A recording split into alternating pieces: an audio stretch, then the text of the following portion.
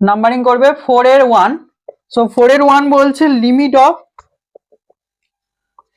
x tends to 0 e to the power 4x minus 1 by x। এটা question দিয়েছে। So এর মান নির্ণয় করতে দিয়েছে, এগুলো ভ্যালু ফাইন্ড করতে দিয়েছে। তো এবার ইকুয়াল দিয়ে শুরু করো, অ্যান্সার কি হয়ে যাবে?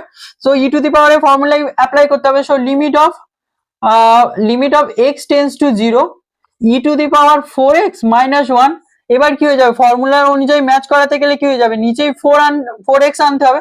সো 4x নিলে এবার 4টা তো আমি নিচে এক্সট্রা করে অ্যাড করেছি, তাহলে হিসাব মতো কি হয়ে যাবে, উপরে একটা 4 লিখতে হবে আমার।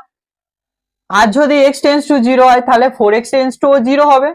সো 4x টেন্ডস টু 0 লিখে দেবে। আর আমি কি জানি, লিমিটে মাল্টিপ্লাই করলে লিমিট দুটোতে ডিভাইড হয়ে যায়, এটা তো কনস্ট্যান্ট, তাহলে এর ভ্যালুটা তো 1 হয়ে যাবে, এই ফাংশনটার মান 1 আর এটা 4। সো এর অ্যান্সারটা কি হয়ে যাবে, 4 হয়ে যাবে।